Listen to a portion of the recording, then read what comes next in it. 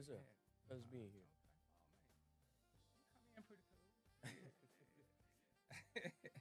Even though that ass late. Might not be your fault, but right now I'm just. I understand. Right. I handle people roughly. That's fair.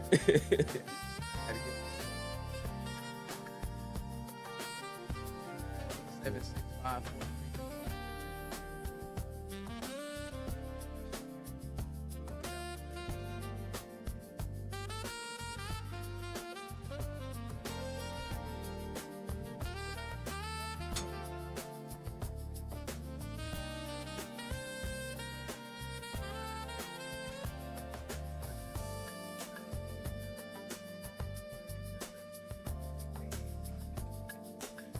I thought I had the mics. Oh, my mic is on. It's hot. All right.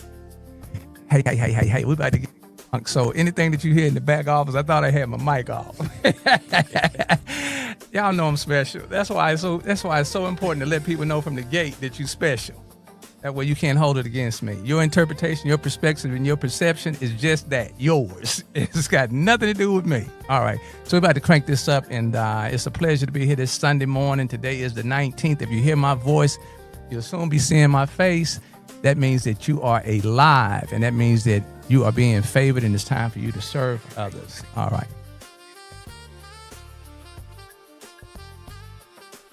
I ain't talking about nobody's mama, did I? No, I did. All right.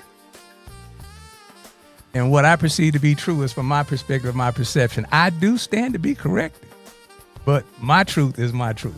So you got to stop taking people's truths from where they see things personal. If it does not apply to you and it's not you, you don't even have to stop and engage or entertain it.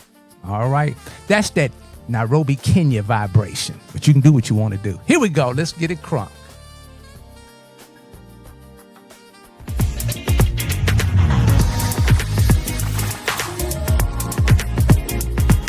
Hey.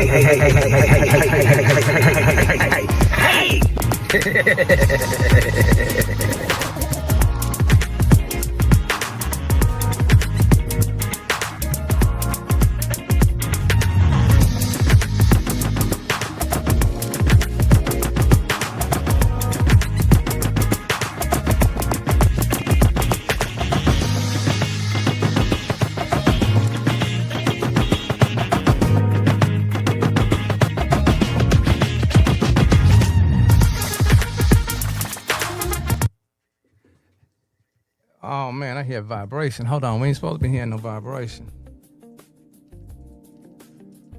All right, just bear with me 1 second here.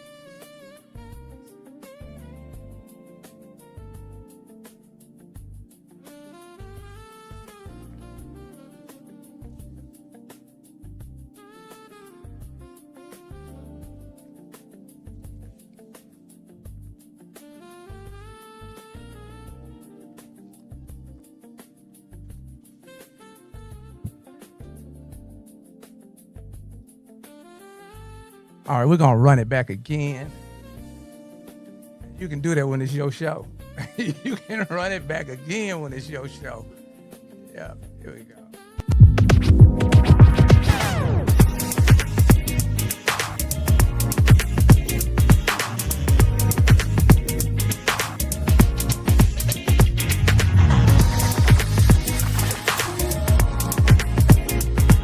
Hey!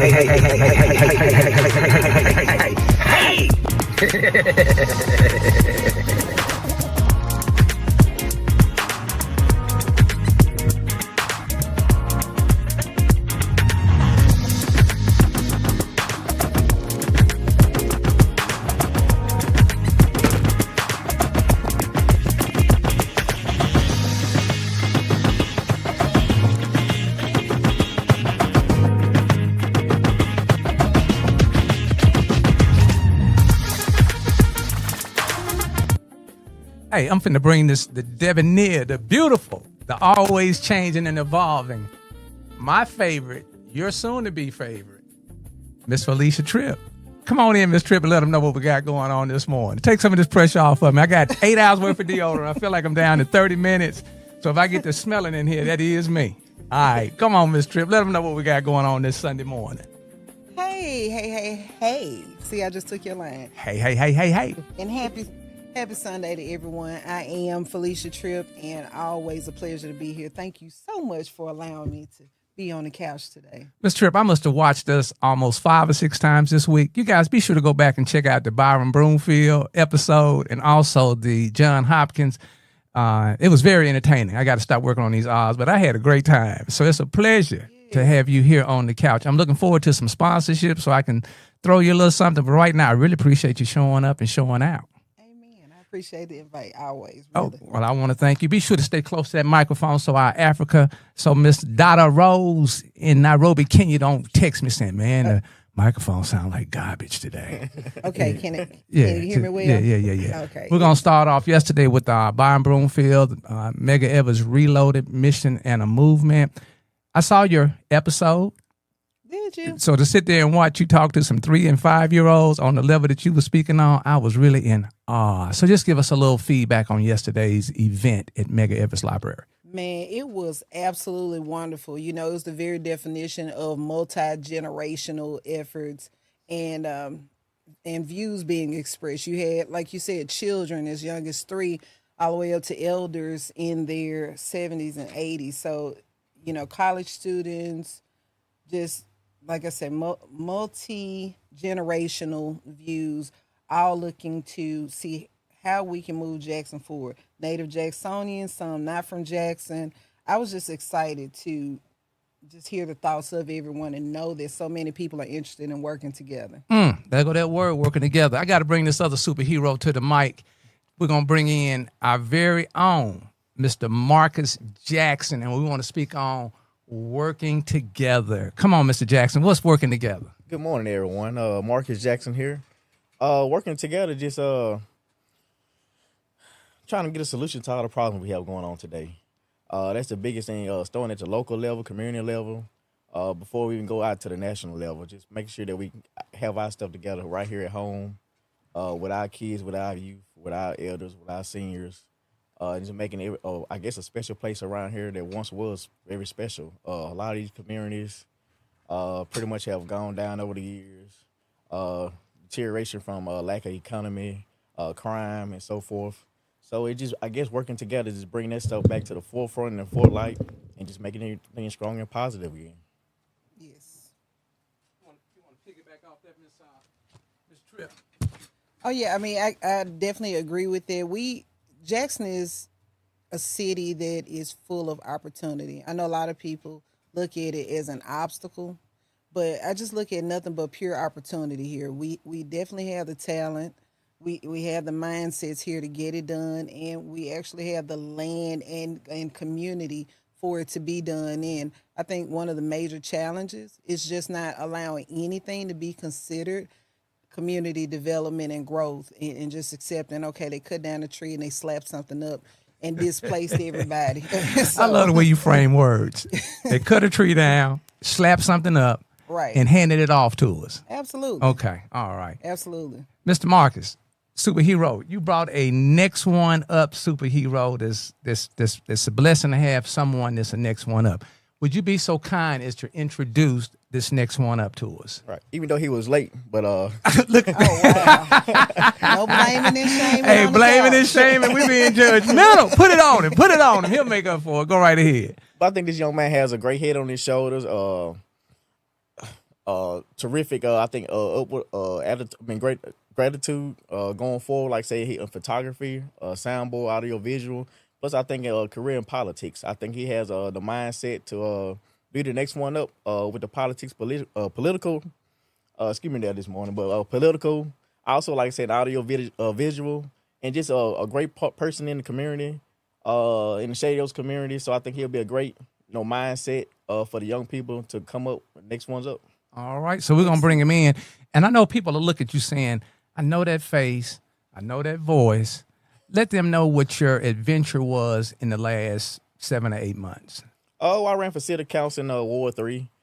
Came up a little short. Hold on, not coming up short, but just for participating, for getting up off the couch and doing some work. So I came up a little bit short, per the polls, but I guess my thing, I finished the race and I did everything I wanted to do, accomplish. Very strong mind about running again. I have a lot of support. I guess gonna stay active in the community. What I've been doing before, I decided to run the first time and just stand strong in the community, helping out the youth. Is my biggest issues with that. And also just getting things in the community that we need again, like from community centers. Is the biggest thing I'm trying to push for the initiative in Grove Park, Georgetown areas. Most of them are closed down, despite of funds or whatever the reason may be. So just getting those things open back up. Something for the youth to do, playing activities, even for the adults, career mind and stuff, job placement skills, so we can actually bring back, not bring back, but bring towards Jackson a good working job, living jobs that can pay a good wage for our Jacksonians to actually make a living and provide for their families. Powerful. Ms. Tripp. Yes. Now, when you walked in, you said, I remember you. Did you hear anything bad about Mr. Jackson while he was out there on the campaign trail? No, not at all. And, I really don't entertain those conversations for the most part. They got to know how to step to you. We spoke on that last week, how to step to Ms. Tripp. But to be able to go out and come off the couch and put yourself out there says a whole lot about your character. Yeah, it really does. It's more than a notion. A lot of people will have their opinions about you when you run for office, but when you run, especially when you put your name in the hat for a position that people have determined belong to someone because of them having long standing in it, then definitely hats off to you. I'm actually a Ward 3 resident as well, born and raised in Verdant Addition, as a matter of fact, and we're right now working on a concentrated effort specifically for Ward 3, because I believe if you concentrate your efforts and then you unify with others who are concentrating their efforts in other areas, then we can really see that tangible change in our areas. So I applaud anyone who, again, puts their name in the hat, not just solely for the purpose of running for office, because it's not like that's your lifestyle to riches and fame unless you go the wrong way about it. Right. Amen. But Unless you go to what? the wrong way. Amen. You get over you get plastered. Okay. But yeah, definitely. And I saw you out at a few places. I think a cops meeting. I always carried yourself with respect and dignity. So I love that, and I love the fact that you were not cowered down by these opinions of people thinking that any seat belongs. That's to Miss Tripp anybody. right there. Hold on, Miss Tripp. I told you she come in the building with that flamethrower. I got to find a visual with a flamethrower where you just walk in with a flamethrower and just put us on fire.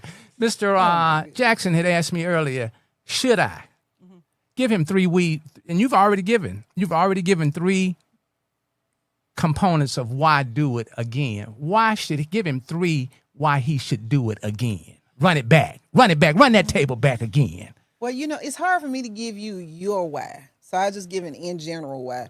I believe people should run for office if you indeed believe you have something to contribute, not just to their ward, but to the collective of Jackson. Because I believe that one of the things There go your campaign manager. Go ahead. I think one of the things that's often misidentified is because there's a group of constituents or an area that votes you in, whatever you do should lend not just to that area, because there are no silos, it should lend to the betterment of Jackson and Hinds County as a whole. So we have to have visionaries who understand that.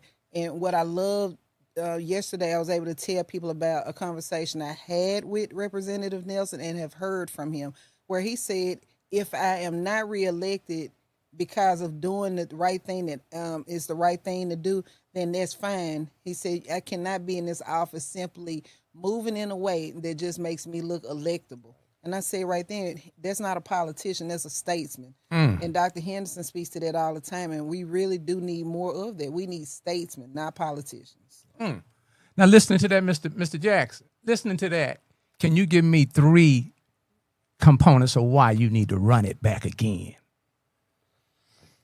Based on what Miss Tripp just fed, she done fed you a whole lot of nuggets. She just throwing out nuggets full down over the it now, side. Go right ahead. I said the 3 components that pushing me to run. I think I pretty much proud of it. I know I will run again. Okay. Just one, like I say, just the youth. I see I see the youth. I see the trajectories going, like I say, from the schools to the community. Just the activities for the youth to do. It's time for a change. Then we go look around to the neighborhoods, to the housing, overgrown properties, the blight properties. It's just time to bring back, I guess, just a positive feel, a sense of coming back to the neighborhoods, something they can feel proud of, call their own. Just me, I can remember back in the day walking home from school, I didn't have to walk by, 10 to 20 abandoned, burned down houses or overgrown fields, kids scared to walk home or. Call them bandos, right? Right. Bandos. So it's just that sense of the same neighborhood, just over 20 years. The neighborhood's still the same, just the people unchanged, the community unchanged, but everything is still the same. You still got that vibrant, that's accomplished neighborhood. I mean, you go back to Margaret Walker design. The famed poet. That street has went down over the last 10 or 15 years. It's just bringing back a sense of accomplishment to that area and make it feel proud to call home, because Jackson, like she said, Jackson is a proud place to be, and we shouldn't accept anything, like I said, when it comes to economic development or liquor stores on every corner. We should be just strict as Madison or Regional. We should have a pride about, hey, this can't come here, this can't come here. It got to look a certain kind of way. Even with the convenience stores on every corner. We got to come back to a sense of pride with Jackson, and especially with our historic black neighborhoods. The Margaret Walker, that corridor. Even the Margaret Walker, That's okay. You at home. McGill, that corridor and that museum on that street, like I said, all that stuff should be a sense of pride. There need to be a pride with the city of Jackson and the state of Mississippi to bring it back to say, hey, this area should be looking a certain kind of way with these historic figures, civil rights figures, but it's not. So I guess once we make that a forefront, then we can revive that whole area, the whole corridor, and make it a sense of purpose for everybody in those areas, along with, like, say, Fondren or North Jackson or Eastover. I think when the whole city of Jackson is vibrant, and it's succeeding, then we all can be a happy place to call Jackson home. Powerful, powerful. All right, now, with no further ado, because we ain't had our prayer yet, would you bring that next one up to the microphone, that artist, that photographer, that visuologist, that videographer? And I've got a couple of groups. There's 2 groups out there. One is called the Groove Collection. I hope I didn't mess that up. Groove Collective. Okay. That's Sade and her team. That'd be a good. I'm gonna connect you with them. And then there's another group out there called 7 Spaces. Okay. So I think, and they're within that age range, but you can kind of participate in what they got going on. Get your name out there, get your feel, get you some good shots and some good information, some good exposure, and go ahead and get to rolling. But anyway, bring him to the mic for us, please, sir. Yes, sir. I appreciate the proper introductions and the honest He ain't introductions. scared. I moved the microphone. He put it right back up. That's what I'm talking about. Go ahead and handle the next one up. I will say I do apologize about being late. Oh, no, we ain't taking that. Go ahead. You in here now. You in here, but we appreciate you. Go ahead. But yeah, my name's Tamirio Marshall. Like you said, I've just trying to better myself as not only just a black man in Mississippi. We already get the statistics of being down, being looked upon as different, being looked upon as what's the terminology? A YN now? Oh, wait. Yeah, we spoke on that last week. Hey, before you even move any further, what is your perspective or perception on the YN word? Now, me personally, I don't like it because that's just like you judging a book by its cover. Okay. Just basically because of the statistics, basically because of what's happening or what you think is happening, in every other society, you look at another person that looks just like them, just because you're black or just because you have long hair, just because you wear jewelry, just because you might dress like them, you assume that they're going to act the same way. You assume that they're going to be just like that, right. Without even getting to know the person for real. Get to know where they came from, what they're about. So how as elders should we engage the YN state of mind or the YN movement? Did I say that correctly, Ms. Tripp? I don't believe it's a movement. Okay. I really believe that's more of a term that should be denounced as hard as the B word for women, or as hard as the N word, ER or A is. And I'm guilty of that A it's word. dangerous. Me too. But I don't. I love me some Miss Tripp. Go ahead. I love me some Miss Tripp. But I don't use that YN because I'll be honest with you. I have sons, I have nephews, I have brothers. I've never been one to think that they are the exception. I look at us from a collective perspective with things. I don't know how I might react or respond if I were to hear someone referring to my son in that manner. So I look at everyone else's sons in that same way.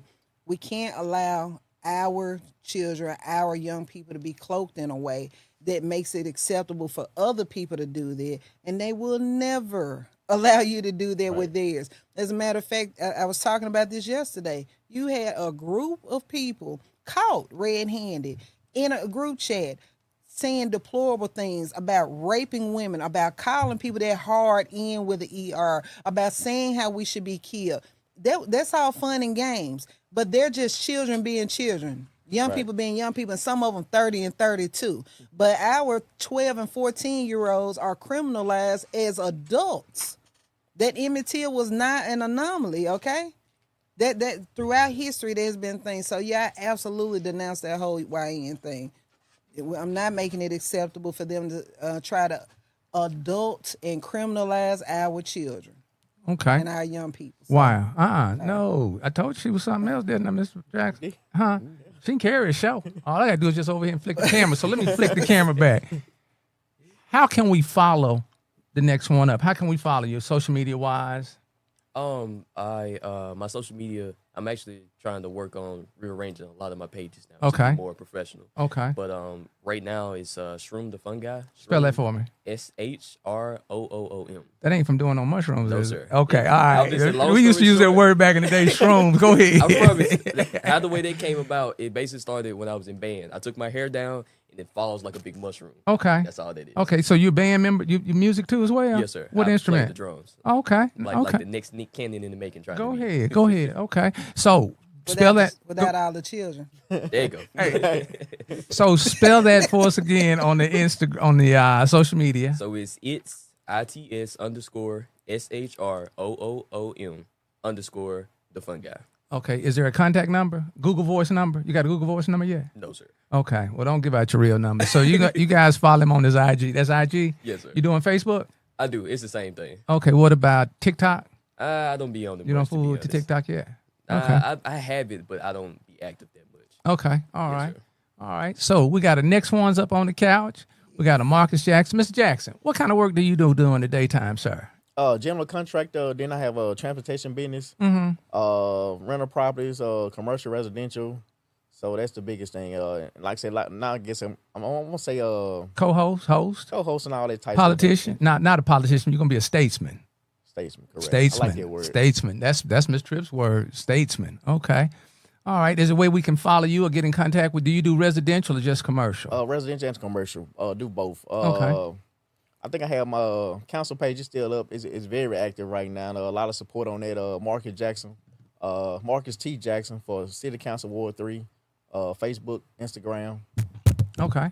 Contact information on their page. Okay.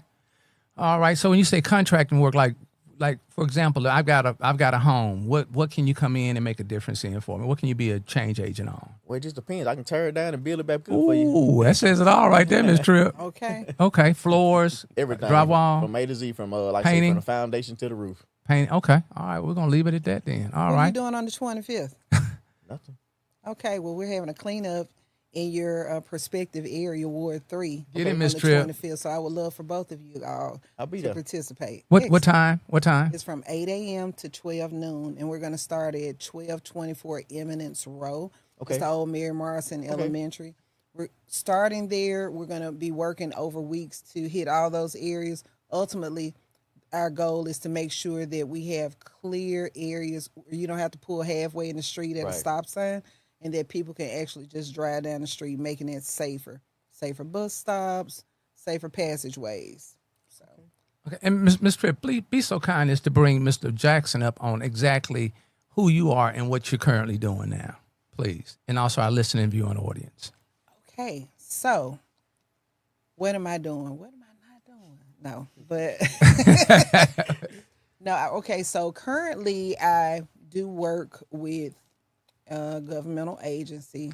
I don't like talking about it because I'm not representing them today, but that's my 9 to 5. I also am one of the co-founders for Eversol, which is a solar energy company, and we'll also be producing SRS, which is single room solutions when the grid is down, so that people will still be able to be up. We have not just solar panels, but a battery that keeps that up even if the grid is down. So that's one aspect of what I do.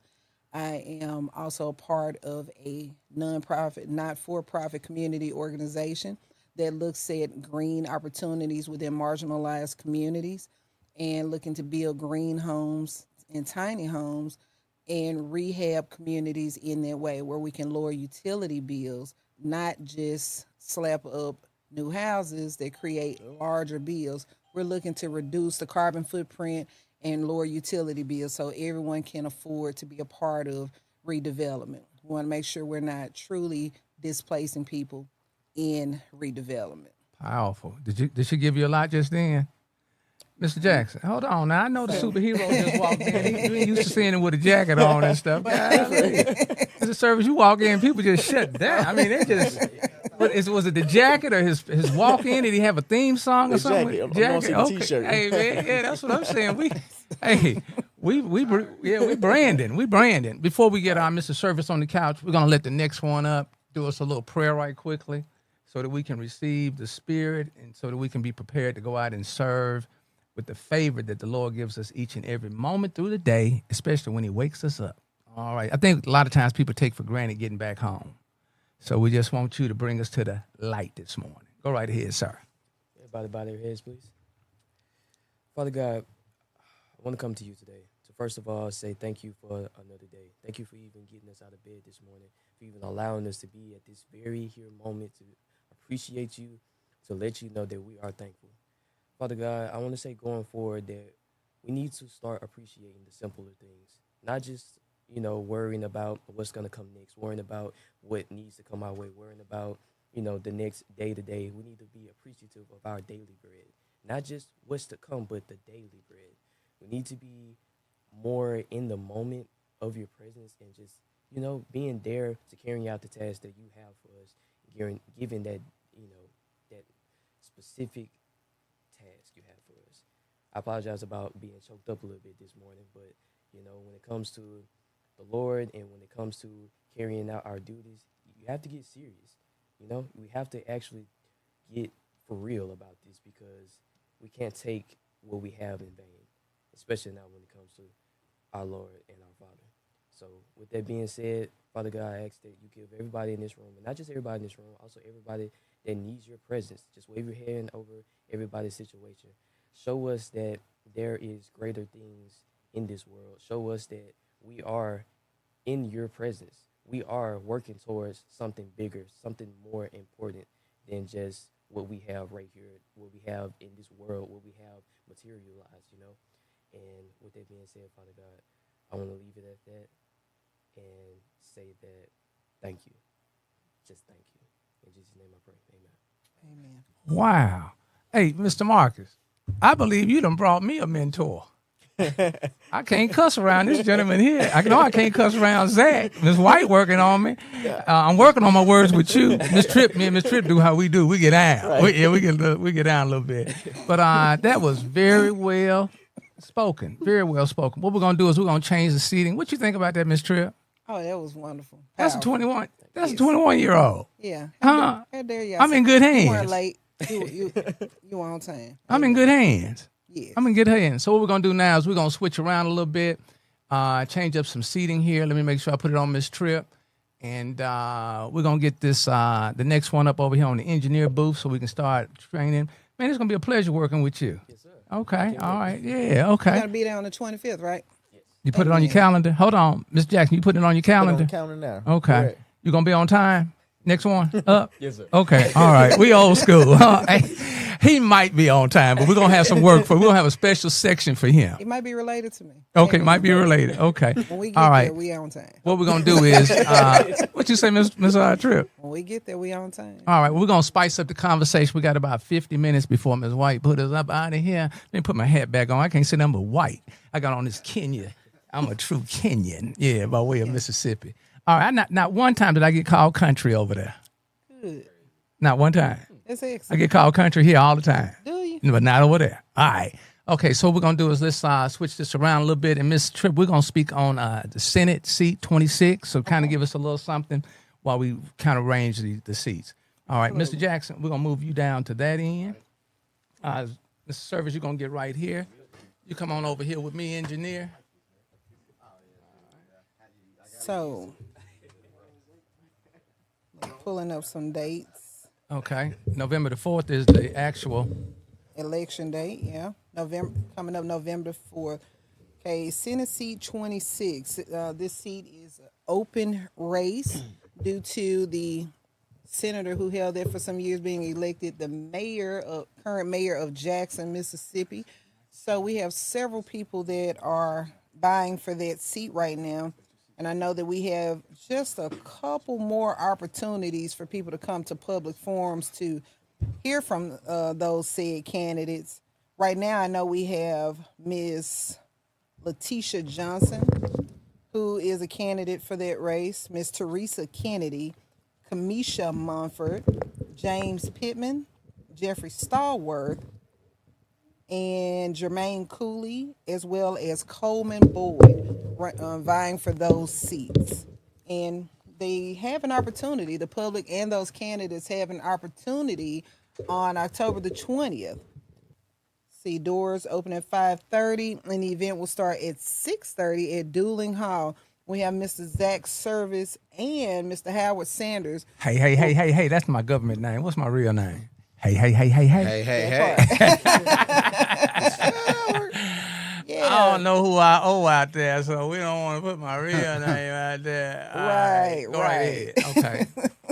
So, yeah, Mr. Zach Service and Howard Sanders will be hosting that candidate conversation. So tell us a little bit more about that, Mr. Service. And before How we are go you this there, morning? I'm going to be the host. I'm the funny guy. Okay. And Mr. Service is going to be the moderator. Moderator, okay. There's two distinct differences. So, Mr. Service, if you don't mind, thank you so much for getting those babies taken care of. You got my little dude right. Is he out in the car? Man, no, not today. Wait a minute. Not today.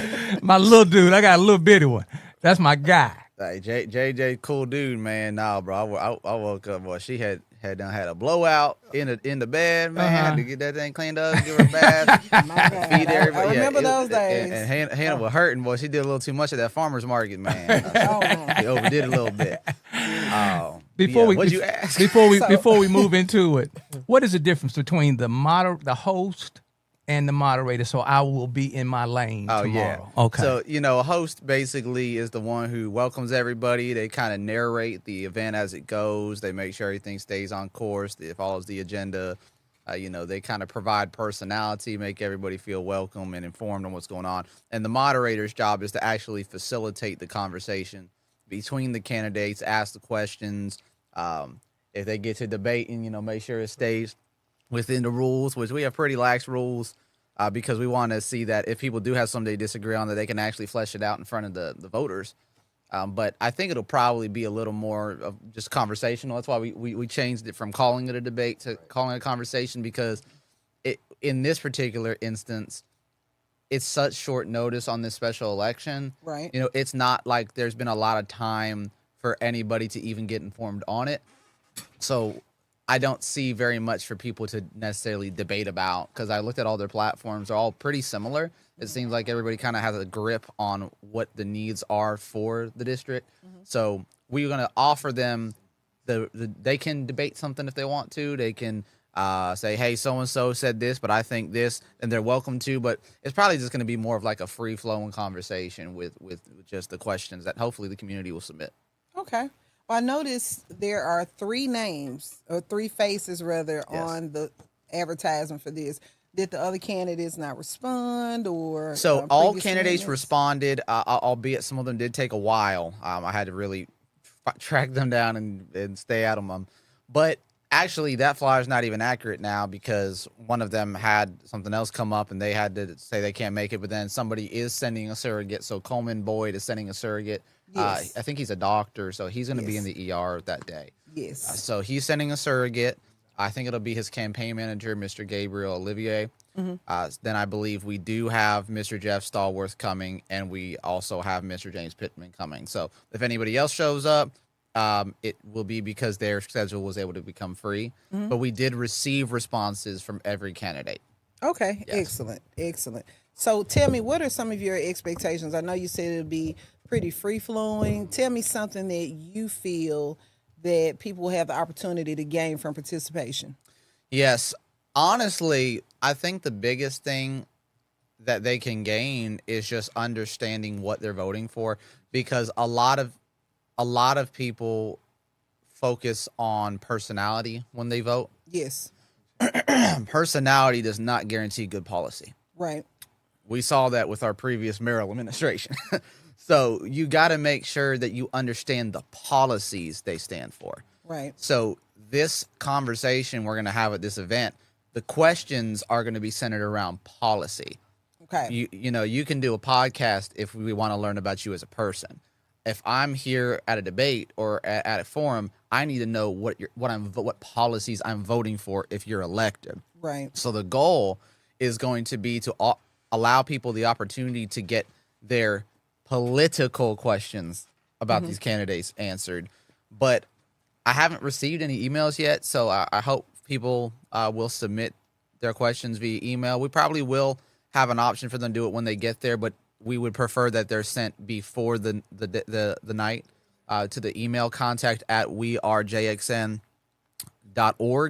That way we can filter through them and see which ones are going to be the most impactful questions, Right. so that we can make sure that the candidates get enough time to answer them well, instead of us just question after question after question, and you Yeah. end up with repeats and redundancy. We want to make sure that we're hitting on all the major issues that people Yes. are dealing with and concerned about. absolutely. Let me ask you this: with the candidate forums, I know you participated in a lot in your run for mayor of Jackson, yourself and Mr. Jackson. Yeah, so many So tell- forums. So many forums, dude. Right. So tell me your thoughts on, I know you mentioned you feel a lot of people based on personality. Tell me your thoughts on how can people get to know where people's stance is on a particular matter, because I can answer a question a certain way. And I Yes. tell people all the time, I interview for practice, I interview well, I get half the stuff I never had Yeah. the intention of going to, Yeah. because I like to keep my skills set up. Hey. However, Facts. Don't let it go bad.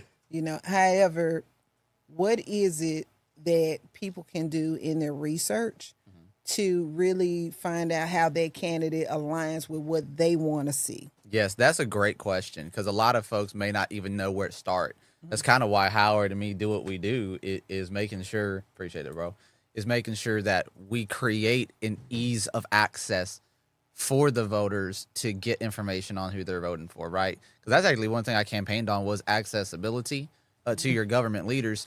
So how do we do that? How do we help them with that? Or where does somebody start? Well, I'll tell you what I do, right? First thing I'm doing is I'm looking for a website, okay? Some of the candidates in this race have websites. Some of them do not, or if they do, they are so far buried in the SEO results that you'll never find them. Some folks need to learn about search engine optimization. But that's the first place I'm going. But I'm 27, so I don't know if that's millennial or if that's Gen whatever came before Z. But some other people, they may be first going to a TV station, expecting to see, like, if I didn't see it on TV, like a lot of folks said, well, I've never seen you on TV, so what are you even doing? Right. And a lot of folks don't understand, people in my generation, we're not paying money to show you what we're doing. We're not calling the news every time we go do something. We're posting on TikTok. We're throwing it up on Facebook and Instagram.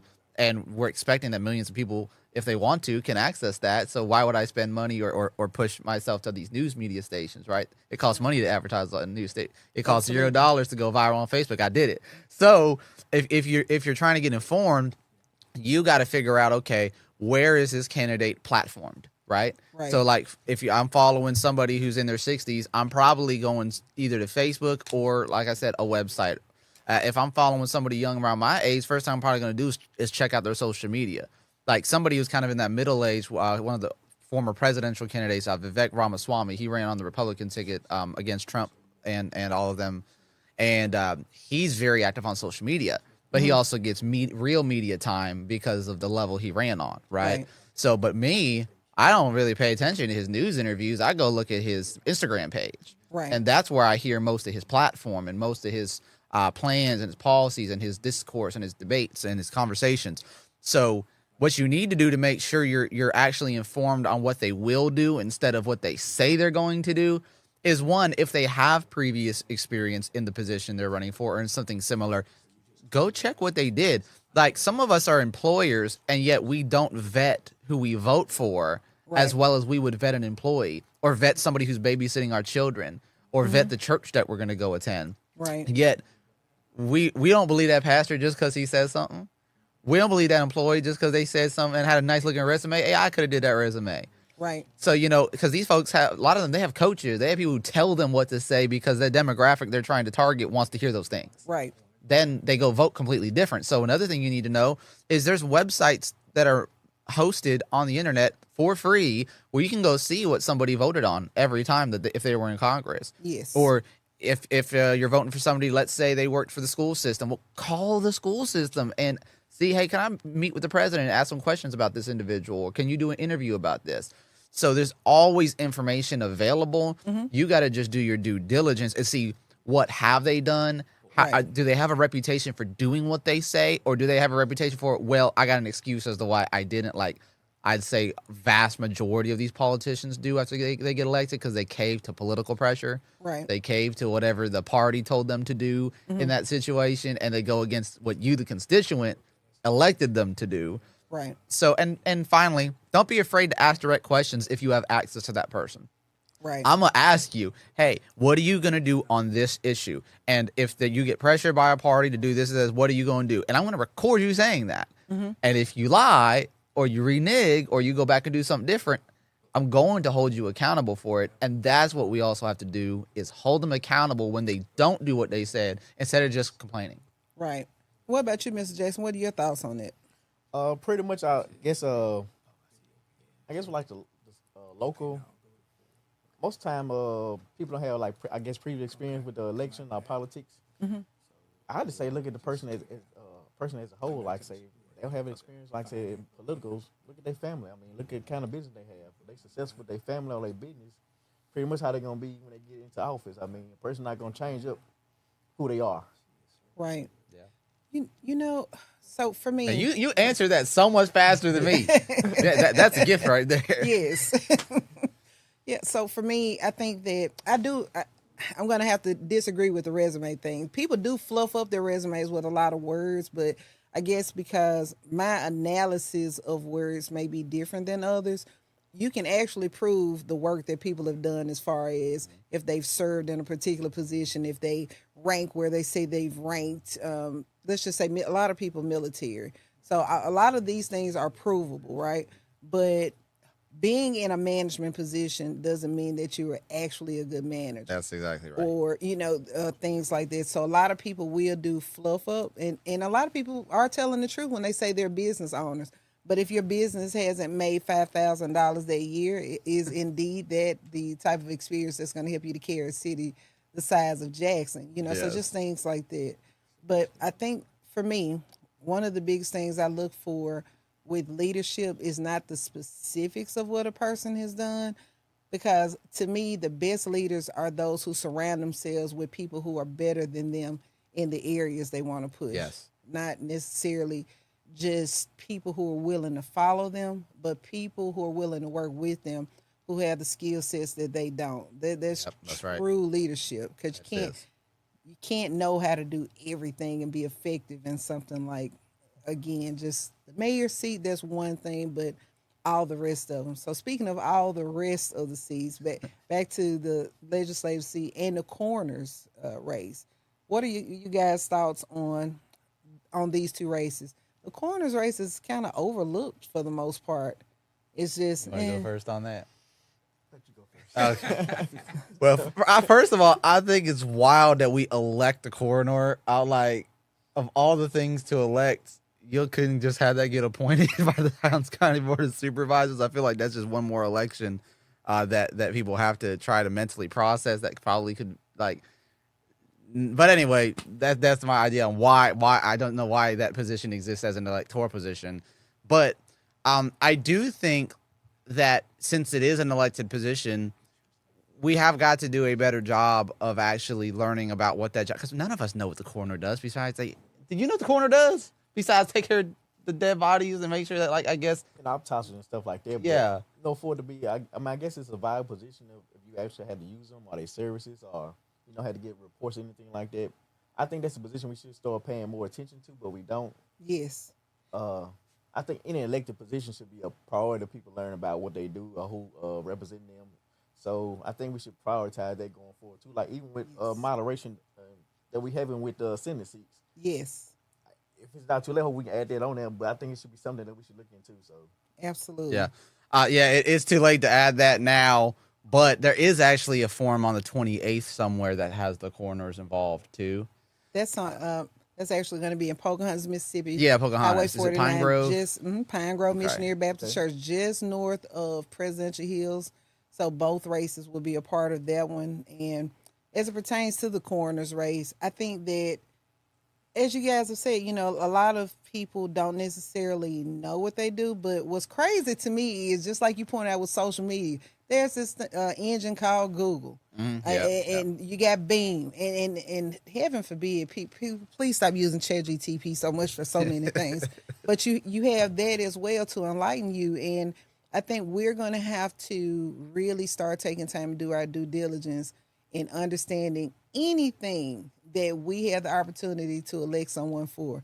Because it was in the news not that long ago that people were buried and they could have been identified, but they weren't identified, and people were searching for their loved ones. Yeah. The coroner's office plays a direct role with it. Yes. And so that's just one example. I mean, this is definitely not a small thing. I mean, we talk about crime and we talk about solving crime. Yeah.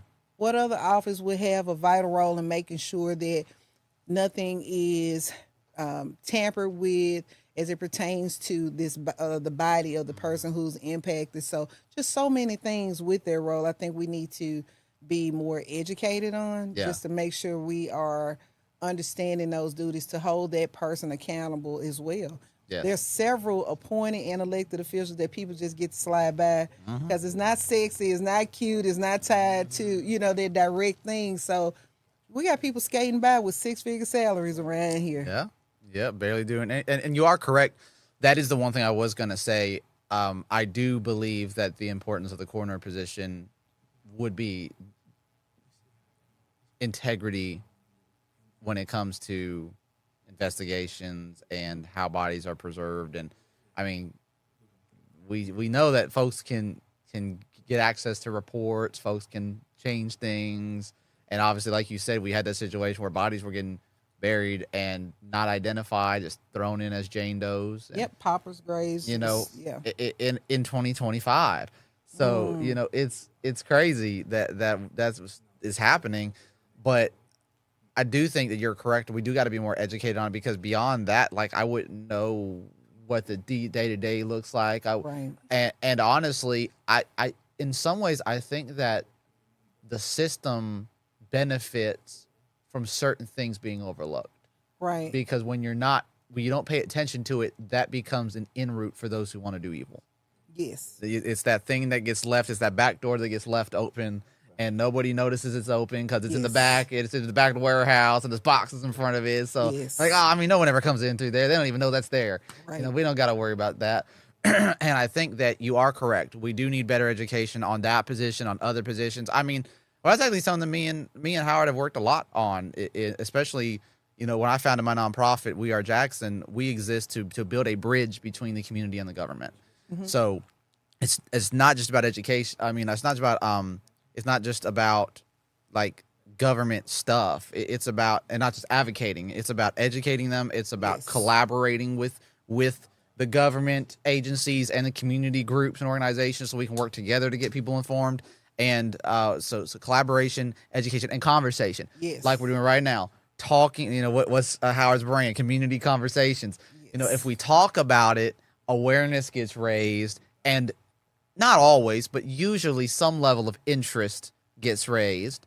Yes. And you begin to offer opportunities for those who care to be informed. Some people just don't want to be informed. Yes. They would literally rather not know, so they could just complain and not be held accountable for why they're complaining. Right. I always tell folks, if you're not voting, or you're not voting because, well, I just don't like any of the options. Well, did you research the options? Because, well, it's lesser of two evils. But did you vote before it was two? Because you could have helped it not be those two evils. 24 people in one race, and in the mayor's race, it was 22. And then the next thing you know, you got people. Well, I just got people between the lesser of two evils. First of all, do you even know they're evil? And then you had 45 options. Go sit down. Yeah, that's what I was saying. I started thinking about Jay-Z's song, I 99 got problems, but a vote ain't one. But That's funny. good gracious. That's my next remix, Howard, right there. It's coming to you live, 2025. I don't make no promises. Okay. I got an old song This called No question is for Promises. both It's in of the y'all, vault. though. Okay? I want both of y'all to answer this at the same time. What is worse? An uneducated voter or a person who doesn't vote at the same time? Doesn't vote. On I'm going to go uneducated voter. You do not follow directions, will you? Oh, was there like a count? I said on. But no, you said Oh, okay. uneducated voter. I would say uneducated voter. What about you? A person that doesn't vote. As long as you vote, I feel like you doing something with your vote. Even if it's towards the wrong person, but at least Now, you there's no accept. right or wrong answer, but yours was wrong. No, I'm just kidding. Get out of here. Now, for me, I do believe people need to participate in the process, but so dangerous is an uneducated voter. We end up with people in these seats who absolutely are putting us in a position to not even have a hospital open soon, not calling any names. But we have too many people who are aligned with their party and that obligation rather than the people. As a result of that, they just go in, okay, this person has an R by their name, or this person has a D. Yep. And they roll with it. So I'm going to have to agree with Zach on that one. To me, an uneducated voter, somebody who absolutely has no understanding of what this seat entails, what the responsibilities entail in this seat, and the person who they are electing, they scare me. I'm gonna tell you why I believe this. Now I understand why you have your perspective for sure. I definitely understand, because if you just sitting here doing nothing, I mean, shoot, you could have at least had a chance. You had a chance of something getting Roll the better. dice, you might vote for the right person. You know, so I do see your perspective. Especially when you got the lesser of two evils. Huh? Yeah. Like, The funny thing is, it's when it's insane. every time it's the lesser of two evils, it'd be like 6 options, and they just pick the ones that are big. Or here's the thing: we know these elections come around every 2, 4, or 6 years, depending on the seat. Yep. How about donating $5 to someone you believe is worthy of it, who's not evil at all? Yep. How about Yep. supporting sensible people? Yep. But that's just a thought. Go Hey, ahead, you know, what they you don't want about to hear to all say? that common sense and wisdom. But I think an uneducated, first of all, you got to know the founding of this country. The founding fathers originally did not allow you to vote if you didn't own land. Yep. And that wasn't because of any aristocratic thing. They were really trying to get rid of aristocracy. It was because they didn't want people who had no stake in the country making decisions for the country. I don't know about that. And because if you weren't a landowner or you didn't own something, you typically weren't educated. But how could you own or be educated if you didn't? You know what I'm saying? The access. So, to Well, me, in some places you would say that is a concern, but in America, in the colonies, you know, they operated quite a bit differently than Britain, which is what led to the revolution. For one, they were using their own. They started using their own currencies. They were allowed. I mean, for another thing is like, they are, when they formed the Constitution right after the Articles of Confederation didn't work out and all those things. When they sat down and made the Constitution, they started planning for all the things that go wrong. Like if you read the Federalist Papers that Thomas Jefferson wrote, and the different ones like Madison and all of those, James Madison, the one who wrote the Constitution, their biggest fear was, or concern was, how do we create a government that is protected against itself and the man-made tendency to evil and control. So, you know, and it's funny you mentioned it. Adam said a long time ago that one of the greatest dangers was the potential of only having two parties and how that would be the end of the country and itself. Washington, yes, and so, but that's exactly where we ended up. We and did. Look where we are now. It looks like a gang fight going on. He said it would be. He basically said it would become a machine for evil men to usurp power. Surprise, surprise. And what do we see now? But we also, during that time, women weren't allowed to participate in that process, and blacks. And so one of the things about the Constitution, one of the reasons why other people were allowed to vote was for the specific purpose of being able to utilize blacks to continue to own them as property. Because there were several revolts that history doesn't speak loudly about. And one of them was when indentured servitude was a big thing. And white people were indentured servants as well as black people were initially considered indentured servants. And so they joined and band together to fight that which was oppressing them. So it was at that time that indentured servitude was shifted, and white people in indentured servitude had a pathway to home ownership and freedom, whereas the shift was black people did not, hence slavery and the 3/5 clause. So everything, even lending even to that conversation, was about a 1% or a certain percent being able to maintain power over the many.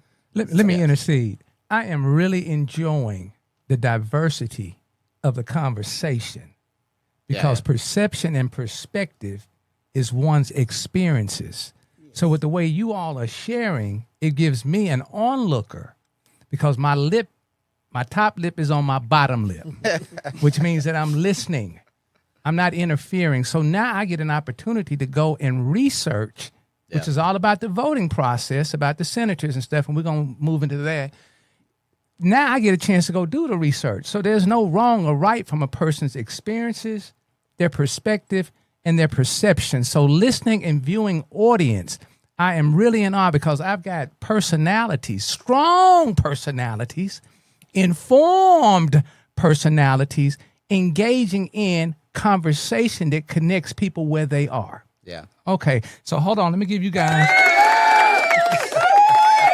Because one of my do's and don'ts today is we're not debating with one another. This is not a debate with us. This is us being able to share communications. What I want to do now is quickly move over. We got about 20 minutes. Is quickly move over and just kind of highlight the candidates that are running for the Senate. But before we do that, I'm going to ask, I don't know who wants to go first, whether Ms. Tripp or Zach wants to go first, and even Marcus if he wants to participate.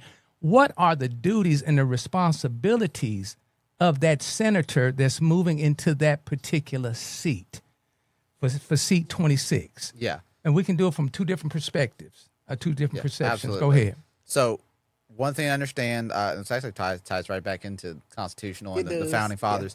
The main job of a senator is to write laws, to pass bills and write laws. Now, the main job of the House is to appropriate money and write bills for where the money goes. Now, they both have to send bills to each other. So a senator could still sponsor a Senate bill to do with appropriations. Senator Horn did that with the JSU Parkway. He tried to do it with something else for like that didn't end up passing. But he advocated for that the 1% sales tax for the road, the infrastructure tax. So those are things as a senator he did, but it wasn't until the House bill got passed that it actually became something. Things get adjusted. And on the flip side, if the House wants to write like a law or something about, car emissions or something, they got to send that to the Senate and they got to put their version together. And that's what actually gets sent to the governor, or in the Congress in the United States, it would be sent to the president, right? So the job of whoever takes this position as the Mississippi state senator for District 26, their primary job is to legislate laws and write bills that address the needs and the concerns of their constituents. Their job is not to write laws and bills based on what their party told them to do. That part. That's not what their job is to do. They are to do what their constituents in District 26 says to do. The same way they are to do on a congressional level what the constituents sent them to do. And the crazy thing that people forget often is that you still have a responsibility to listen to constituents that didn't vote for you and might be on the That opposite part. side of the spectrum. Yes. Because right now we've got a lot of people in leadership at every level on both sides of the aisle who they don't listen to the people they disagree with at all, even though they still are supposed to be representing them. Hey, You know- before you go there, Fabian Nelson, as always, should have had him on the couch too. We look Oh, forward to yeah, he having would've this. pulled up. I already know. He said this, and Ms. Tripp, come on back with that. The Senate also has to confirm all governor appointments. I'm glad he brought that Yes. up. I didn't get Okay, to that go yet. right ahead, Ms. Tripp. Yeah, I was actually just about to step into that. You know, the fact that they have to confirm a lot of these people who are appointed, Yes. that falls on them too. And I think that is not often acknowledged how important a lot of these appointed positions are. Yes. We had one a few years ago, that particular appointed position with the forensics office, and the vacating of that position, and what position that put people in who were waiting on cases, you know, to be able to be Gotcha. pushed forward, to be able to be solved. And they were very quiet as well. And we want to talk about the integrity of appointments. They were very quiet about the exit of that individual who allegedly had some child pornography found on their computer. But I heck digress. Okay. Bro. But So I'm finna bring them back in, reel them back in. The first candidate that we have, and I did this alphabetical. Nice. Okay. Okay, and we're not blaming and shaming for those. I like the way you set it up about everyone responded. So that says a Yes. whole lot. That Yes. means a lot when people respond. Number two is we need to be accountable, accessible, and available to people. Yep. So thank you so much. And for we the do work. have to bear in mind, I was thinking about this earlier, they are running for a district, not a city. Okay. So they cover multiple cities, yes, multiple Ridgeland included. areas Ridgeland, Jackson, Bolton, Edwards, and some other stuff, even towards Yazoo. So there's a lot more ground for them to cover. So there's Okay. no hard feelings over And I here. just want to thank you because we always want to show the bright side of a situation. Yes. Yes. That's that Nairobi, Kenya vibration. All right. Hey, All right. So the with first the person vibes. coming up, is going to be Miss Attorney Lalita. Letitia Johnson. Yeah. Did you want to read the little? You said you're gonna highlight all the candidates. Well, it's just 5 of them. It's Okay. just 5. No, it's 7. No, it's 7. Oh, it is And- 7. It's Jermaine Cooley, And Cooley would Jeff be the first one. Stallworth, James Pittman, Letitia Johnson, actually, Coleman Kamisha Boyd. Mumford, Coleman Boyd, Yeah. and Miss Teresa Kennedy. Okay. Well, I've only pulled 5. Oh, So that's on the top of my head. Boy, I said, clap for me for that. That's Boy, an that's alphabetical okay. order if you okay. want it. Okay. Tell I'm writing a lot of emails. So I guess what we ought to do is just say their names because I only pulled 5. Do they have do they come with like a short bio? I do. I mean, I got something over here. Like for example, I went to Maybe they didn't all respond to They that did. I just questionnaire. didn't pull them all because I Oh, only okay. saw 5. Got you. Yeah. So Got you. that's me. So thank you all. That's the whole point of being connected Yeah. and yeah. corrected. Ooh, So that I can don't be, start preaching now. So I got my can organ. be informed. Okay. What? Supposed to right. be 3 I'll out in tell this you thing. what. You got it? I have something from Mr. Coleman Boyd. Okay. Well, let me do this with Miss you go. Lalita. If you go in alphabetical order, that's Letitia. gonna be your first one. Okay. You want Zach to do it?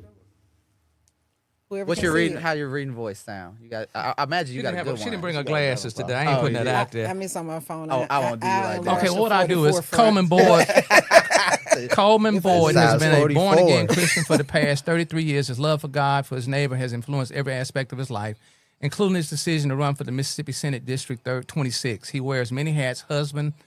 He has learned to work hard and trust God for wisdom in every situation, from saving lives in the ER, so I take it he's a physician, ER doctor, Yes. To leading mission teams to Asia and Ukraine, to shepherding his family and church, to tending crops and animals on the family farm, and cutting trees in his tree business.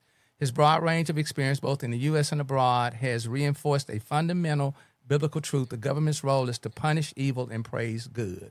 Period. All right, who's next? All right, next on that list is going to be Mr. Jermaine Cooley. Okay, if anybody needs to chime in while we're doing it, then just Do you have that? I don't have a picture of Mr. Cooley. It's available on his Facebook. I believe he's a chemist, Oh, okay, yeah. from what I saw. Did you find it? Here you go. Okay. Oh, that's short. You don't have to find anything long. You want to Bio. read it? Sure. Okay, go right ahead. It's got the big font. Big enough for now. Mr. Mr. right ahead. Cooley is married, has been for 18 years to Miss Rachel Cooley. They have 4 children, ages 13 to 11-year-olds, sounds like twins, and 8-year-old. He's a graduate of Mississippi College, professional chemist, 13-year resident of Clinton, and a member of Cornerstone Church. That's what I have. Wait a minute. You know what? Okay, yeah, go ahead. Okay, who's next? You got one, Zach? I'm trying to pull it up. Letitia Johnson. Go right ahead if you got it. You got it on deck? Okay, Let's here we go. You got it? I thought this was the. Oh, here it is. Yeah. All right. Let's see. I can Is tell there you a right now, bio she for is her? a member of. She's a board member on Jackson Public School Board. She's an attorney, graduate of Tougaloo College, Okay. and I believe the mother of. Yeah, I don't see like a bio on the Mississippi Today. I see a bunch of questions they answered. Where are you pulling your bios from? There's a God dog it. Well, let me read what she says. Why are you running for this office? I had all these concerns and I had been complaining, and it's unfair for me to sit on the sideline and complain. I decided that even though this is not something that I think I'm well suited for in terms of campaigning, to get uncomfortable and make the sacrifice. Oh, so you're reading from that first question, the Yes, why are sir. you running Yes, for sir. office? Okay, got it. I don't have any expectations that me as one person is going to change everything, but what I can do is bring my intellect and my energy so that I can help, and that's what I decided to do. Okay, so then I can do Teresa Kennedy next. Why are you running for this office? Our state is facing many challenges, and it's probably going to get worse before it gets better. There's no person I trust to serve in a way that is caring, that is committed, and a person that is capable with what's ahead of us. I think about the mother who is wondering about the resources for her children. I think about the grandmother who is having to choose between groceries and her medications because of Medicaid cuts. I think about people like my mother who worked for nearly 40 years and now her purse benefits are under attack. I've already played a key role in securing resources for the city of Jackson, for roads and the water system. I now want to do it in a way that at least advocates to get money appropriated where it needs to go. I've done advocacy work around climate change and environmental justice. We know there's a data center that's coming into this district. There's a huge concern about the energy plant that is coming and the potential harmful effects it can have related to air, water, noise, and even soil. I want to be a voice for the people, so that's why I'm running for such a time as this. You want to do Miss Mumford? Oh, look, I was looking at Miss Kennedy's info as you were saying that. Let me pull Miss Mumford's up. Okay. Do you have it pulled up? Yes, I do. Okay, you can go ahead. Okay. Why are you running for office? This is Kamisha Mumford. Public service has always been important to me, which is why I've been on the bench for 12 years. Thinking about the critical time that our community faces, that our world faces, I had to get off the sidelines when I knew that this seat would be open. I've been a resident of this district for a very long time. I understand that our community, this district, needs strong, stable, common sense leadership. That's what I bring to the table with my 18 years of legal experience. I've appeared in just about every chancery court in the state of Mississippi. I've been on the bench for 12 years. I own a small business. I have a unique perspective due to all of my past experiences that make me a good candidate to be the next senator for Senate District 26. Yes, and do we have anything, just doubling back with Miss Kennedy and Miss Mumford about their education? I know we highlighted that with others, so I want to just make sure I'm being even and fair. Oh, what Do you you have ask? anything on their education and group affiliations? Not on this article, but I think that, I know she is an attorney. She runs a law firm that I think is with her husband, Gerald. Yes, I know she owns a title company as well. Yeah, I'm not sure where the best, where you can really find the best bios for everybody. Okay, Do you have anything, Miss Tripp? sure. I just right found here. a flyer for one. Okay, give it to us, Wanna- please. You want to pull up Miss Mumford's flyer? We got it on here. Okay. Now, let's see, Miss Kennedy's flyer. All right, phone, don't play with me right now. That's why it's so She important to is be a connected graduate. to Community Strong for Jackson MS, because if we had been sent these, we would be able to shine a little brighter. Absolutely. So it has nothing to do with our mumbling. Okay, go right ahead. Okay, she is a member of the City of Ridgeland Zoning Board. She was appointed for that position. She is also on the commission for the Bear Creek Watershed. Diamond Life member of Delta Sigma Theta Sorority. Lifetime member of Alcorn State University National Alumni Association. Alumni of the Delta Leadership Institute. Also alumni of Great Leadership Greater Jackson. Catholic Core member of Women for Progress. She's also a graduate of Alcorn University in the agricultural economics field, and she has another one that I don't see from, so it's double degree Alconite, Miss Teresa Kennedy. So you spoke on Teresa Kennedy just then? Yes, yes, I did. Yeah, we had to. Okay, we're good. I'm gonna do James Pittman. Okay, let's go with James Pittman. Why are you running for this office? I'm running for office to utilize my skills and education training acquired over my 30 years of being a public servant to best benefit District 26. I think District 26 is ready for sound, capable, experienced leadership, a person that could hit the ground running without any learning curve that perhaps is encountered by others, a person that has already done the work before and understands what it takes and would like to see the district and the state grow and expand the quality of life. And I know he's a educator. He has a doctorate. What else? I want to say that he has some kind of legislating experience or something that had to do. I think it was something to do with transportation. But don't misquote me, because I don't know if he has a website. I've not been able to find a website, so I only know what I've actually heard from actual conversations with him. Right. All right, who's left? Bishop Jeffrey Stallworth. Okay. Yep. All right. Why are you running for office? I have so many qualifications that are needed right now in the state Senate. My background is broad. I took that little church from 7 people attending across the street at Anderson United Methodist Church to over 5,000 adults. We came over and did the same thing here at Word and Worship, and COVID-19 came, and they have not really come back. I started a credit union when I was over there at the Anderson Church. I built houses, and I was a realtor. I built houses in the Tougaloo area and sold houses in the Madison and North Jackson area. I've been a person that helped people clean their credit up. I can do lobbying, and I could work with people and say, look, I know you got a supermajority, but it's going to come a time with the Democrats and independents when you are going to need a vote. I want to be able to negotiate what my abilities are and say, we need some aviation. We need some more jobs. We need to pay more attention to that income tax bill when you're trying to phase out income tax, and let's phase it out where women can get a better part of that. Let's get maternity leave. Let's make sure that there's public education for preschoolers all the way up and some stuff for college.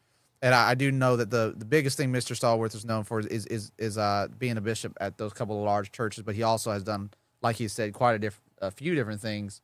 I think also his website, I think it mentioned that he was one of the people who helped found Hope Credit Union. Yes, he did mention that. Yeah, Absolutely. so I know that was one of the main major things that he had accomplished. So I think that was all 7. We read all 7 now? I believe that's Okay, it. yep. Have you had any personal, outside of the preparing for the candidate Yeah. conversations, have either of you all had any personal dealings with any of these individuals? And when I say I mean personally, community or business dealings with any of the individuals now, Yeah. Have you? or familiar with any of their work? I double personally, check real fast. yeah, I personally have not. I've had conversations with one of them. I know I had met Mr. Stallworth before I knew who he was at Salamuki's. Yeah. There was an event I was there with my family, and he was just sitting down, and I don't know, I just struck up a conversation with him. This was during my campaign, and I didn't realize. I was like, oh, you talking about the big church off 220? He's like, yeah, that one. I was like, oh, okay, cool. So I had got his number. So he was actually the first person I reached out to because he was the only person I had the phone number for, and invited him. So other than that, no, I that was all I knew about him. This was actually kind of why I kind of liked it that way, because I get to put myself in the position of all the other voters. Right. Even though I'm literally on the learning. Yeah. I'm a So here's my street. That's District 26. I'm on the back side of the street, so I'm not District 26 by the other side of the street. So I was like, well, it's close enough for me to really put a lot of effort in on it. So I said, well, if I don't know any of these folks, and I'm one of the most plugged in folks in the game right now, then I know most folks don't know these folks. So we need to make sure that they have an opportunity to connect with at least Jacksonians. You know, I can't necessarily guarantee anything for the other cities, but at least with the connections we have here, we were able to try to make it happen tomorrow. So I hope a lot of people will get connected because it's an opportunity to learn along with everybody because I'm learning as I go with this particular race. Yes. What about you, Marcus? North Side Starworth. I went to a church a couple of times. That's about it. Okay. The rest of them still, like say, learning. Yep. Going through their bios, information, and stuff like that.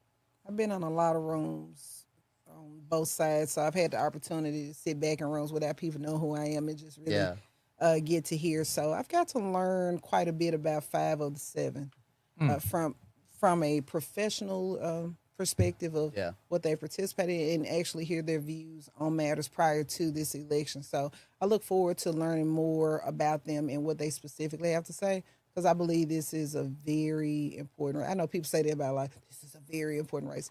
They're all important in a sense. Yes. But from the perspective of what's going on in that district right now, absolutely vital. And plus, it's such a diverse district. You've got the more rural areas like Bolton and Edwards. Yes. You've got the more the metro stuff with Jackson. Then you've got Ridgeland, which is a whole different. They're booming. They're economic focused right now. Whereas like Jackson, we're in recovery mode. So there's so many different needs, so many different demographics, so many different economies, and ecosystems that you have to represent for one district.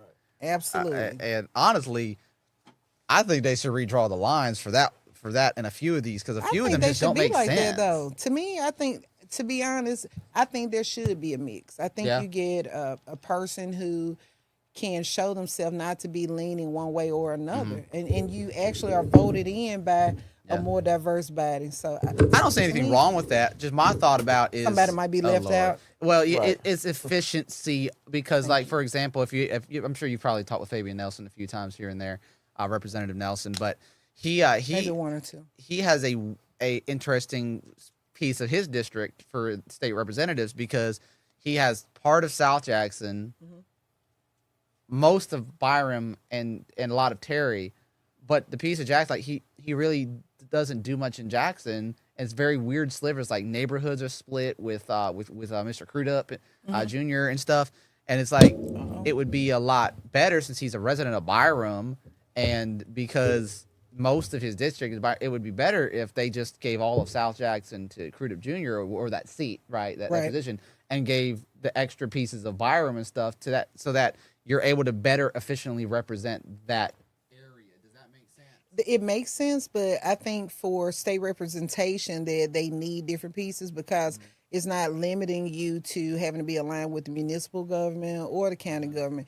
Your opinion must stretch across the board. And I think it's a dangerous precedent to have a person who can only be put in alignment with one body all the time. You're more likely to get that like-mindedness and not really thinking about what's actually best. So I think that part of it is good.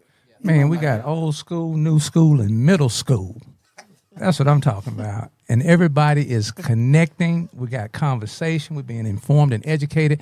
Just want to make sure that the viewers and the listeners know that tomorrow, October the 20th, doors open at 5:30 p.m. Event starts at 6:30 p.m. Dueling Hall, 622 Dueling Avenue, Jackson, Mississippi, 39216. I know we'll be Facebooking live from Howard Sanders, Facebook. Hell, I don't even know my Facebook. Hold on. What is it? You gonna put it on community? Community Strong for Jackson MS. Are you gonna be live streaming tomorrow, Mr. Service? Probably. Okay. It'll probably just be to my Facebook page. Okay, and that is Zach Service, ZACHSERVIS. okay. Well, actually, did you say you're streaming? I'm gonna stream. Well, then maybe I'll just. Zach is gonna stream too as well. Yeah. He'll do something. He'll do something. And if we have a live audience, it'd be greatly appreciative. Zach, how can they send questions in? Okay, so if you want to send questions for the candidates, and we would prefer that if you're question, you can send it via email. You can message me, but I prefer it be via email so I can keep track of them. Please. By sending an email to contact at, that's the at sign, contact at wearejxn.org. That's the word we, W-E, the word R-A-R-E, and the abbreviation JXN. wearejxn. Contact at wearejxn.org. That is the email, and I'll put it in the comments when we're done this video, and y'all can find it down there as well. Okay. Also want to acknowledge Carol Ann Elmore White, who supports everything that's going on in Jackson. I don't know if Miss White is from Jackson, but this lady participates on all the pod shows, everything. Excellent. She's always tuned in. Byron Broomfield, as always. Byron said Miss Felicia Tripp is Mississippi's Jasmine Crockett. I don't know how we're going to take that. Zach Service, the moderator. Mr. Hey HEEEEYYY, the host. That should be very interesting. Yeah, it will be B2. Also, we want to make sure that Byron Broomfield said that T stands for truth for Marcus T. Jackson, the truth. Hey, we just want to thank you all. I'm going to let each one of our superheroes seed us with something on our way out. We want to give a special shout out to our new intern. Is he going to come back, Mr. Marcus? Huh? Okay. He's coming back. He's coming back? Yeah. Okay. Anything you want to say to the people before we get up out of here? First of all, thank y'all for having me. It's a pleasure to be here, and hopefully we get this thing rolling. Oh, man. Okay. He is so, yes. Zach, you look like you got something you want to say. You got to shout his name out again. Oh, what's his Tamirio Marshall. Yes. better known as Shrooms. Better known as Shrooms. Huh? Shroom. Gotta have a code name. Shrooms. Nothing wrong with some good mushrooms. Good mushrooms. I'm a mushroom eater. Yeah. Okay. Good shrooms. I'm talking about. I have vegan friends. I've been tuned into mushrooms. Mushroom. So. Good with the mushrooms now. My house. My wife be sauteing them. Oh, yeah. Mr. Service, what can we do to seed into him to get up off the couch tomorrow and continue to get up off the couch throughout each and every day here in the city of Jackson, Hinds County? What can we do? Well, nothing is going to change if you don't change. So we can't keep blaming other people for why our environment doesn't change when we are still a part of our environment. We always talk about environment matters, which is true, but you are also a contributing factor to an environment. Every environment you enter, you contribute to it. Wow. So for one, if you're not contributing at all, stop complaining. Right. And if you are contributing, make sure that you're actually one of the positive contributors. Powerful. Because a lot of times we think that because we think we're right, that we're positively contributing to something.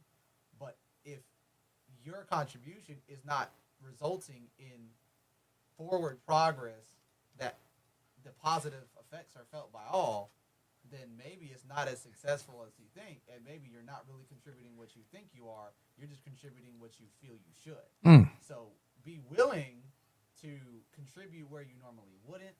Be willing to contribute in ways that you haven't before, and be willing to make an effort that you may have made before and stopped. Be willing to make it again, and not let what you've seen before stop what you could see now, because we should be informed by the past. We should be planning in the present, but we should be focused on the future. And that's how we make a positive impact. And Mr. Jackson, that's why you're going to run it back again, sir. Right. You got all these affirmations in here. Yes, sir. It's all been about you this morning. All right. Ms. Tripp, as always, got to hear your voice. How we going to seed us out of here today? So I want everyone to, I would like to remind everyone of a few events, but Please. let me do that first. Okay. So Verdant Addition Community Cleanup. Want everyone to remember that October 25th, 8 a.m. to 12 p.m. Please, please, please bring yourself or your groups out to assist with this. We're trying to make sure that we have clear stop signs. We want to make sure that we have our streets cleared back with all this overgrowth. You know, what you think of an area begins with what you see. The mind's eye truly is a real thing, and aesthetics absolutely matter. So I want everyone to please come out. We're going to be clearing out Collier Avenue, Eminence Road, Bailey Avenue, Douglas Street, and Fontaine Avenue. No, not the entire Bailey Avenue, but a portion of it. Eventually we will make it all the way down Bailey, but not on that day. Amen. So what's the meeting location at? Meeting location is going to be 1224 Eminence Road. That's 1224 Eminence Road. That's the old Mary Morrison Elementary School, the one that that baptized me into reading. Well, no, my mama did that way before school. Don't Let take me that get away. shout Mama out to just had a Vivian birthday. Burns. Amen. My mom just had her 88th birthday. Let me give her credit where credit is due. Yep, I got you now how to read, praise God. But yeah, I want to give a shout out to Restore Jackson, Keep Jackson Beautiful, Mega Evers Reloaded, a mission and a movement, WNPR 90.1, the Jackson Association of Neighborhoods, Better Men Society, and Tony Smith, District 2 Supervisor, for partnering with this effort. And also Mr. Marcus Jackson, who has joined as well, and Mr. Marshall. Shout out and thank you. I'm sure Shrooms on the Yes. deck, baby. I'm sure Zach Service is going to confirm. I'm glad too. he got a cool name. I'm glad he got a cool name. Mr. Service gonna show up. He gonna be Yes. somewhere. Yeah, even if he don't do nothing but send you a text message saying, "Hey." Something on that date, but I don't think it's early, so I'm gonna see what. Yeah, if he can't make it, he's going to communicate. Man, I wish Right. I'm there in spirit. Okay. And also, speaking of being heard and knowing what's going on, District 4, Hinds County District 4 town hall meetings are taking place throughout District 4. Raymond, Jackson, and Byram. That's with Supervisor Wanda Evers, October 30th for Raymond, Mississippi, November 6th for Jackson, Mississippi at the Peggy Hobson Calhoun Center, and at the Byram City Hall on November 11th. Each of those meetings are from 6 p.m. to 8 p.m. Come out, be heard. There are going to be several people there where you can ask your questions. Public Service Commissioner Nikita Stamps, Public Service Commissioner, Transportation Commissioner Willie Simmons, Representative Fabian Nelson, again, and several others. You guys come out, hear what's going on from budget allocations, ask your questions, let your voice be heard. Also, bring the family out to WNPR on October 31st. It's going to be blocked off. 31st. Trunk or treat, October 31st.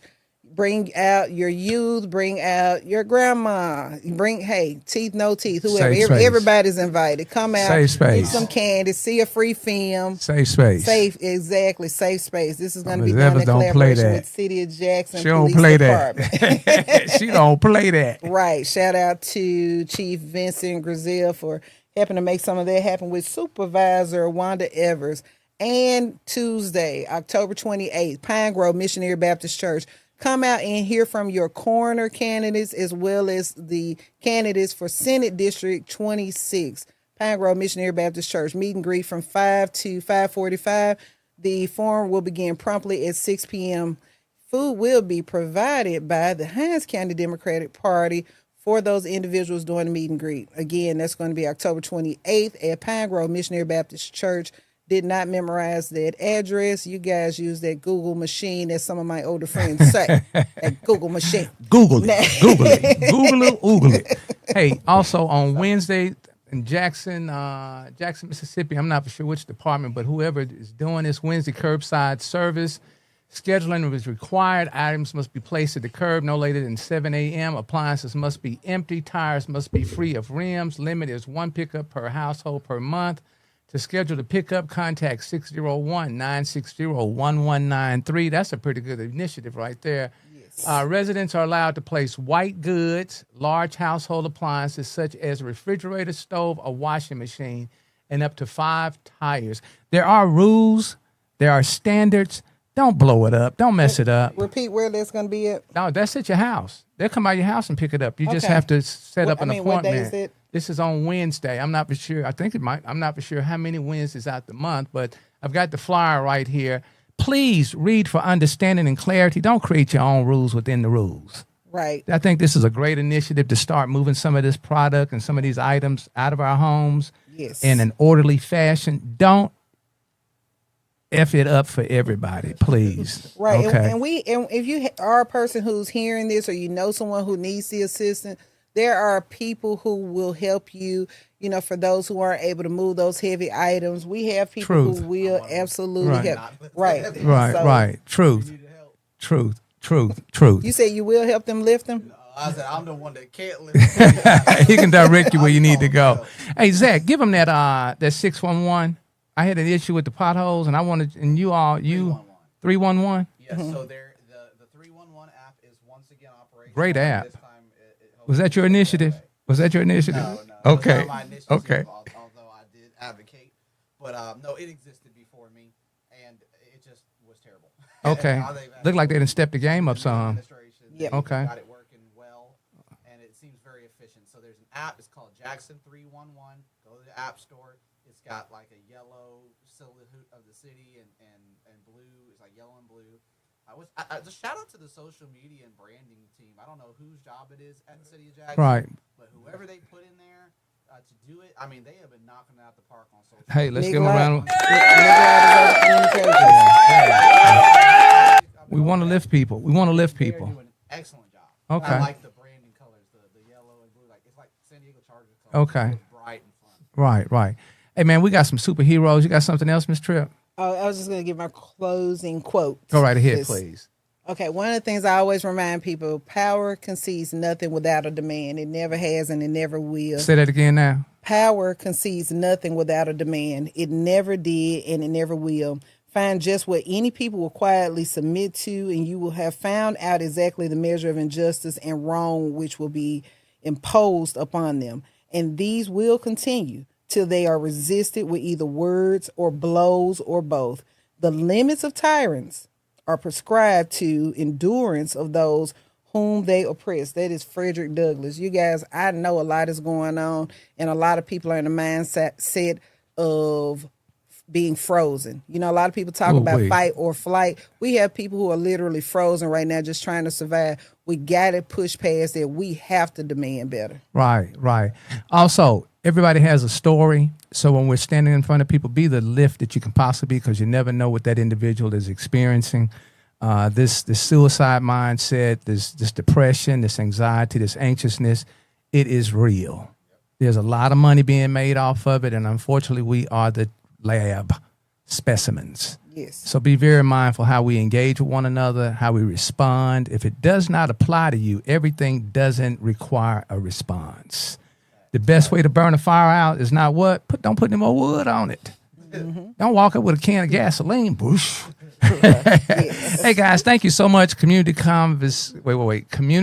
connections, conversations with my superheroes here in the city of Jackson. Man, I love you guys. Thank you so much for being connected, for stepping up and stepping out. Also, don't get caught up in the messenger. Take time to heed the message.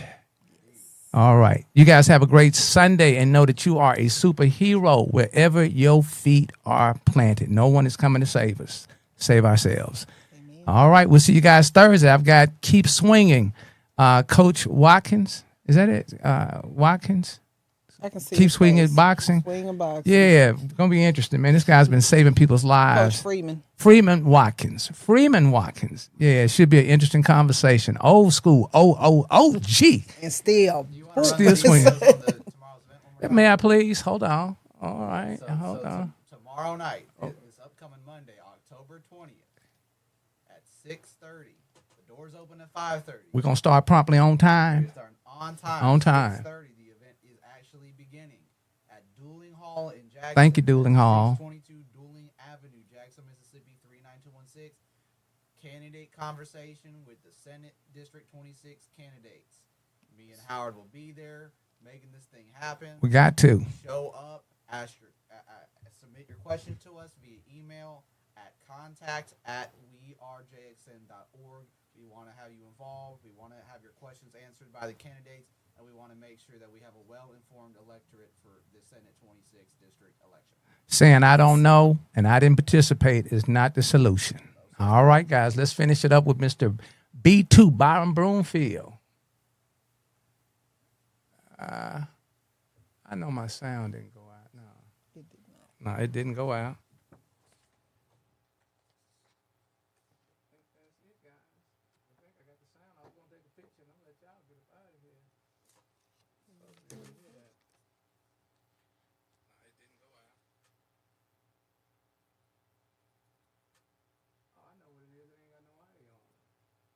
That's helpful.